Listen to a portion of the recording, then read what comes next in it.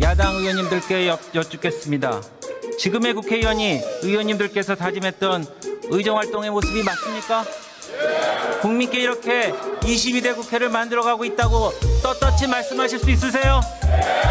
민주당 이름 앞에 더불어라는 말을 붙일 수 있습니까? 존경하는 국민 여러분, 선배 동료 의원 여러분, 인천 중구 강화구 농진군 국회의원 국민의힘 원내수석부대표 배준영 의원입니다. 불과 개원 한 달이 지난 22대 국회는 21대 국회에서의 거대 야당 폭주를 그대로 답습하고 있습니다.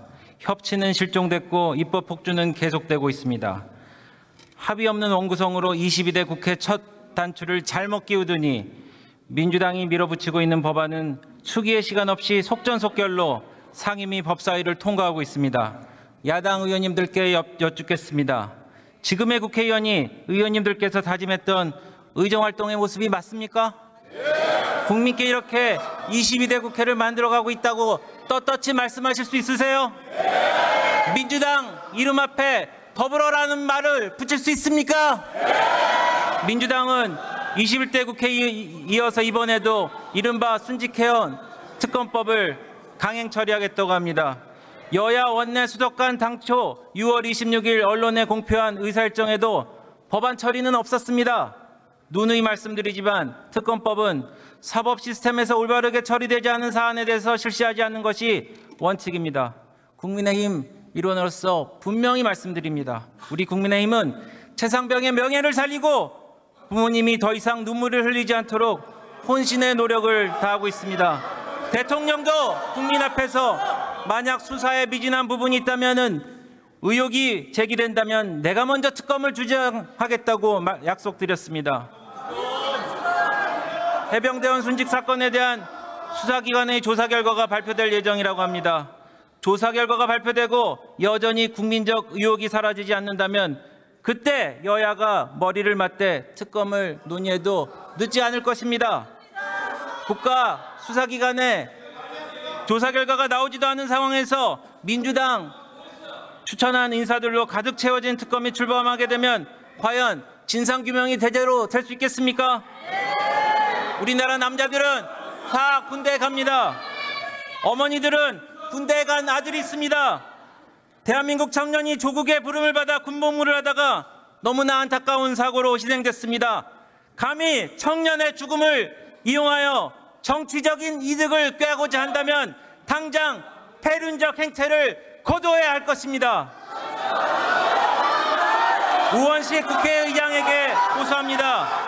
한 정당이 아닌 대한민국 국회를 대표해 주시기 바랍니다.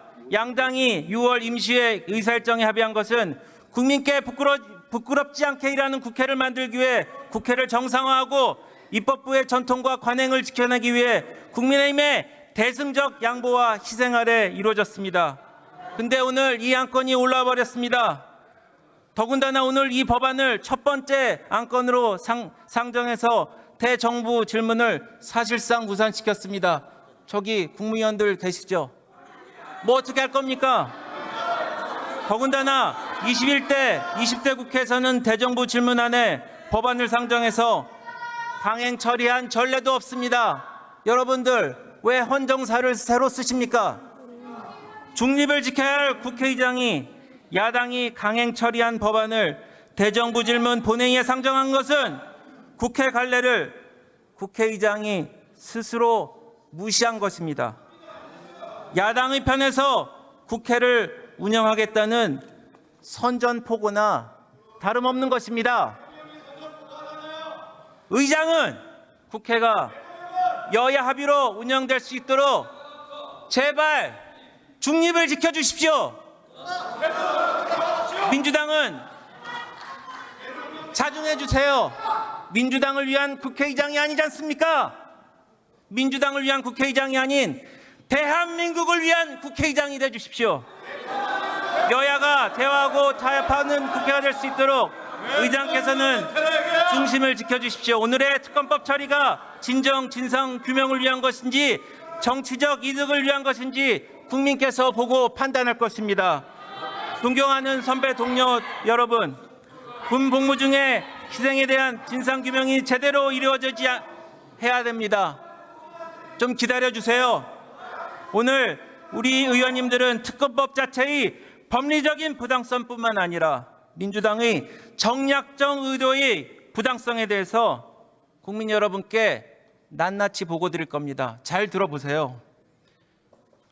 국회의원의 양심을 가지고 표결에